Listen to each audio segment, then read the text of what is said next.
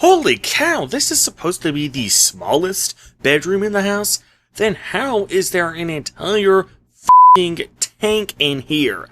And this isn't even a remote-controlled toy tank either, because the narrator says that Dudley drove it over the neighbor's dog. Meaning it's either a really small dog or a really big toy tank, like the size of a bike. How big must the other bedrooms be if this is the smallest bedroom?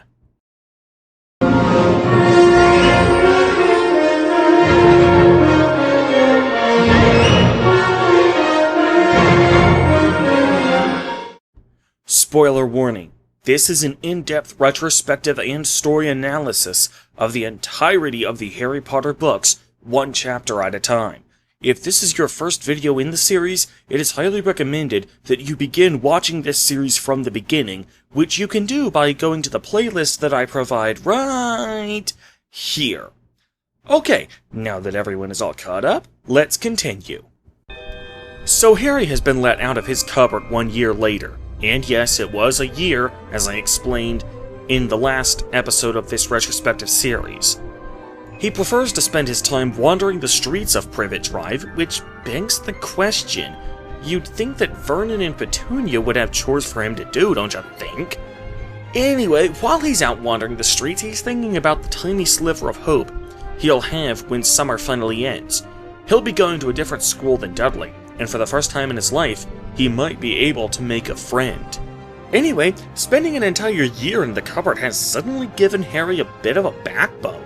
Since in a complete 180 of his character in the previous chapter, he actually seems capable of being snarky against his own abusers, as when Vernon tells Harry to get the mail, he asks Vernon to make Dudley get it instead.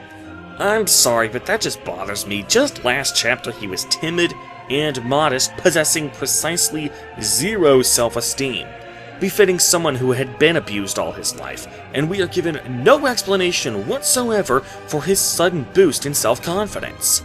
Anyway, when Harry goes to get the mail, he notices that there's a letter addressed to him, even referencing the cupboard where he sleeps. This leads us to a giant elephant in the room that's never fully addressed in the entire series. If Dumbledore knows where Harry sleeps, then he must also know that the Dursleys are abusing him. Hell, in Half-Blood Prince, he even gives the Dursleys a verbal smackdown for their mistreatment of Harry. So, if Dumbledore knows full well that the Dursleys are abusing him, many people have asked, rightly so, why he or anyone from the Ministry of Magic doesn't come and give a physical smackdown on the Dursleys for it. Well, we have to understand that the Wizarding world operates by a very different set of rules than the Muggle world. Very few professions in the Wizarding world have anything remotely resembling a code of ethics, at least by Muggle standards. Teachers are allowed to bully and discriminate against their students, journalists are allowed to publish outlandish defamatory material, even the justice system is heavily weighed against the accused, with minimal due process rights, no right to counsel, and the prison system is absolutely inhumane by modern-day Muggle standards.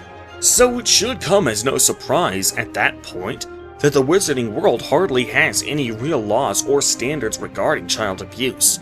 While Dumbledore certainly disapproves of the Dursleys' mistreatment of Harry, it just isn't in his character to intervene and perform what essentially amounts to an act of vigilantism to stop behavior that he doesn't like but which isn't strictly illegal. So anyway, the Dursleys confiscate Harry's letter and Vernon and Petunia panic. They send Harry and Dudley out of the kitchen so they can discuss the matter. Harry and Dudley somehow have what the narrator calls a silent fight. Bear in mind that this is a physical fight because Harry's glasses are dangling from his ear.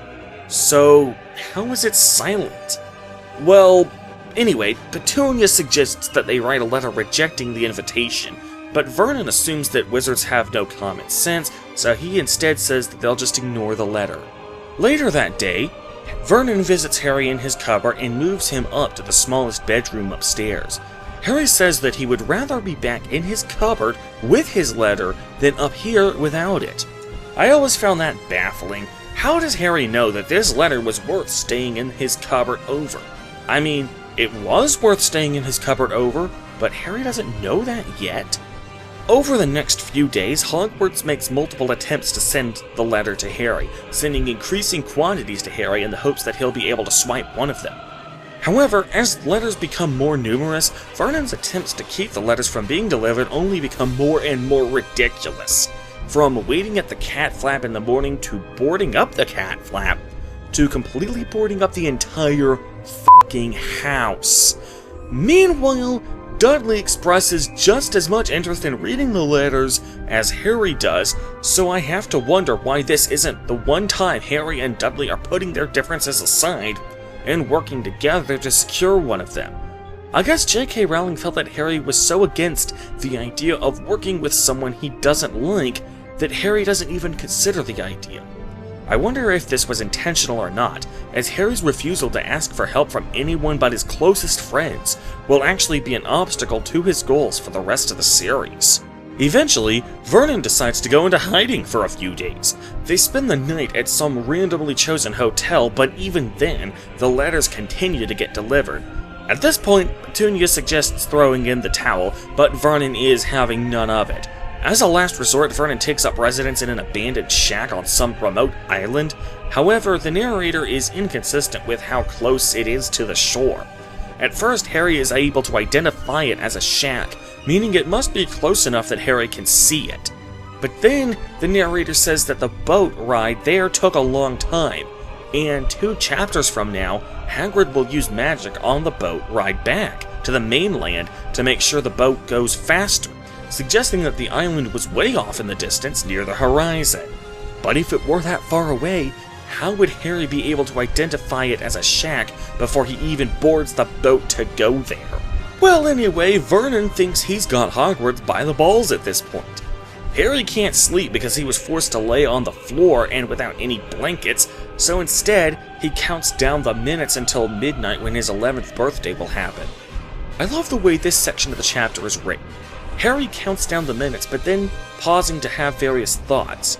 You almost feel like this scene is passing in real time, except that you can hear Harry's thoughts out loud. So Harry eventually counts down the exact seconds until his birthday. Immediately as the clock strikes midnight, and I mean literally right that second, somebody starts knocking on the door. That is either the mother of all coincidences, or Hagrid was waiting outside, watching through the window, watching as Harry monitored Dudley's watch, and just for the sake of this big reveal that didn't serve any narrative or in-universe purpose, timed his knocking on the door to perfectly coincide with the stroke of midnight, according to Dudley's watch. So anyway, the chapter ends with Harry and the Dursleys wondering who is knocking on the door. The letters from no one is the pivotal point for this book. This is the book's occasion for story, aka the break in status quo. The previous chapter was dedicated to setting up Harry's status quo, living with abusive relatives. This chapter, meanwhile, is dedicated to breaking that status quo.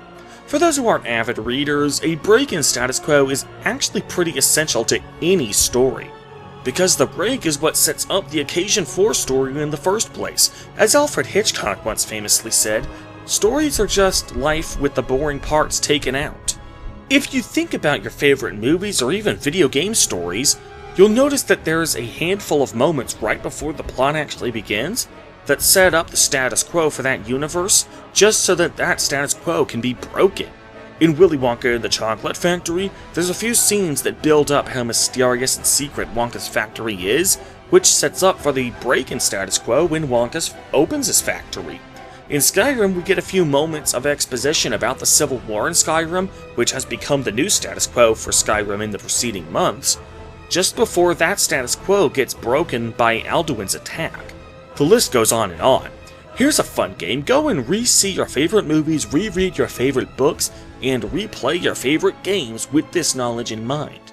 You'll be shocked at how often you see this formula play out. As far as character development is concerned, Harry's sudden growth of a spine in this chapter comes out of nowhere like I mentioned in the plot synopsis section, but it does set up the other half of Harry's character through the rest of the series as well. In the last chapter, he was shown as being modest and preferring lack of confrontation. While his preference for lack of confrontation is apparently retconned with this chapter, his modesty will remain for the rest of the series. In addition to that, however, we also see his biggest character flaw for the first time in this chapter, his own hubris. Harry thinks he's so clever when he thinks he'll sneak down to the living room at the crack of dawn to steal one of the letters, but of course, Vernon was one step ahead of Harry. Hell, as we'll learn next chapter, the only reason Harry eventually gets his letter is because the people of Hogwarts are incredibly persistent, not because of Harry's cunning and resourcefulness. Harry's tendency to believe that he understands the situation he's in much more than the witches and wizards 1,000 times more experienced than him will come back to bite him in the ass on multiple occasions in this series. The most prolific instance of this will be in the Order of the Phoenix, when his refusal to practice occlumency ultimately gets his godfather killed. In addition, despite Harry having a potential ally in Dudley, who also wants to see what the letter says, at no point does the idea of he and Dudley putting their heads together to get a copy of the letter ever even cross Harry's mind. This is another aspect of Harry's hubris, his refusal to ask for help from anyone but his closest friends. On multiple occasions, his refusal to be open about things to anyone except Ron and Hermione will either prevent the problem from being solved too quickly, or in extreme cases, will even cause the problem in the first instance. Dudley drew the short straw in this chapter when it comes to character development. The only time spent on him is building up just how big, stupid, and lazy he is. Honestly, I wonder if Rowling ever considered whether it was even possible for a boy to be this lazy. During the car ride, the narrator says that Dudley had missed 5 television programs and that he had never gone so long without blowing up an alien on his computer. I don't know exactly how long they'd been driving, but it couldn't have been for a full 24 hours. So how can a person watch 5 television programs in one day, play video games every single day multiple times a day, and still have enough time in the day to hunt down Harry so he and his gang could beat him up? Even if Dudley would like to be that lazy, are there even enough hours a day for him to do that? Bear in mind, on most days, he still needs to go to school even if he doesn't really do his homework, so that alone will significantly cut into the time he has to be a lazy shithead. Now, maybe he could pull this off if he actually carefully managed his own schedule. But then again, if he has that kind of time management skills, that kind of defeats the point of him being lazy, don't you think? Of course, the biggest sin regarding Dudley's character development in this chapter is that it feels completely redundant. Last chapter set up Dudley's character as a big, fat, stupid, lazy bully just fine. The biggest reason why I say that Dudley drew the short straw regarding his character development this chapter is because he's the only one of the 4 characters in this chapter who doesn't get any new character development. This is weird because of the 3 Dursleys, Dudley will undergo the most change throughout the course of the entire series, but in this chapter he's just treading water. Petunia is the character who comes out of this chapter looking the best. When Harry gets his first letter, she suggests the pragmatic approach by simply writing a letter saying they don't want him attending Hogwarts. We can only guess if that would have actually worked or if Dumbledore would have seen right through them because it never comes to that. But when Vernon tries to board up the mail slot, Petunia, the one person in this household who actually has experience living and dealing with witches in her family, realizes that won't work. And when the wizards are even able to send letters to Harry when he is hiding out in the hotel, Petunia realizes that their attempts to escape the wizards are an exercise in futility. Vernon, however, comes out of this looking the worst. At least Dudley's character development this chapter didn't actively regress his character more than the last chapter already did. But in this chapter, Vernon goes from being a mean-spirited and abusive uncle to a complete moron. He assumes that ignoring the letter is a better plan to get them to back off than outright refusing the invitation. When that doesn't work, he proceeds to board up the mail slot on the assumption that if they can't deliver the mail, they'll just give up, despite his wife, who actually has experience dealing with these people, telling him in no uncertain terms that this won't work. He says that these people are very strange and that they don't think like they, Muggles, do. I'd like to know what exactly he's basing that on. And even if they do have a different way of thinking than Muggles do, what makes him think that he has them figured out to the point where he can predict what they will and won't do, even to the point of ignoring his wife's experience-driven advice to the contrary. Then there's the lighthouse. He is grinning from ear to ear, thinking that he's finally given them the slip. But does he really expect that? I mean, if they were able to find Harry at a random hotel the very next day, when even Vernon himself didn't know exactly where they were going when they first left, what honestly makes you think they wouldn't know that the Dursleys were going to the lighthouse as well? Maybe he believed that it was so far out in the middle of nowhere that they couldn't deliver a letter to him, even if they knew where he was? But then again, you managed to make it to the lighthouse without too much difficulty. Oh, a lot of discomfort, mind you, but very little difficulty.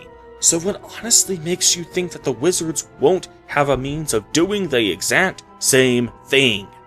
But even taking away all of that, surely you don't plan on staying on the run indefinitely, do you?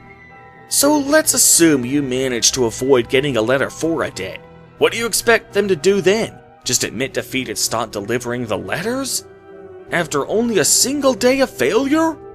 If they realize that you're actively destroying Harry's letters, and they are sending increasing numbers of them to the point of sending 100 letters to Harry at the hotel, I think it's pretty obvious that they are determined to make sure Harry gets his letter no matter what.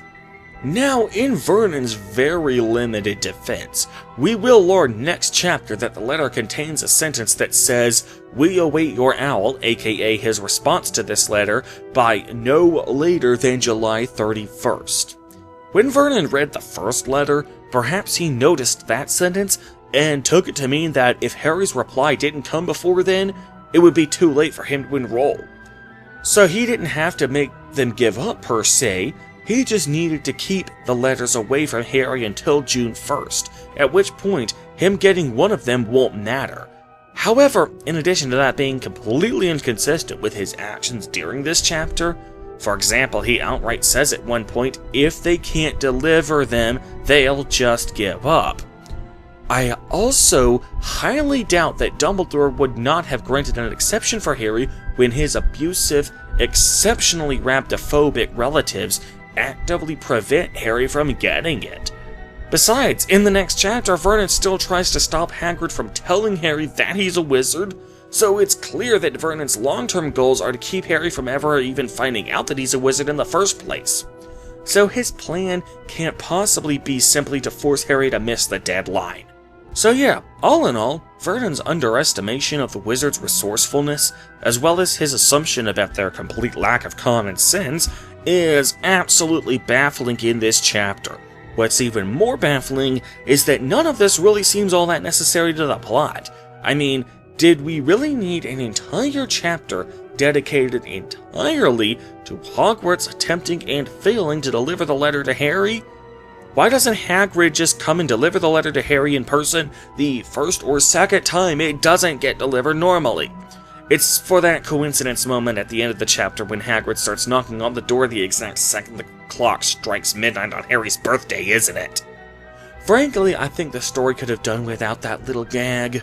The events of this chapter and the next one could very easily have been condensed into a single chapter, and the story would have been paced just fine.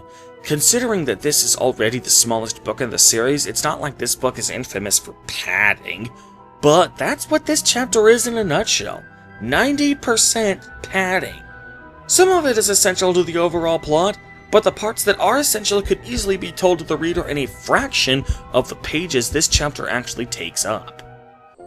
Well, the chapter ends on a cliffhanger, with somebody knocking on the lighthouse door looking to come in.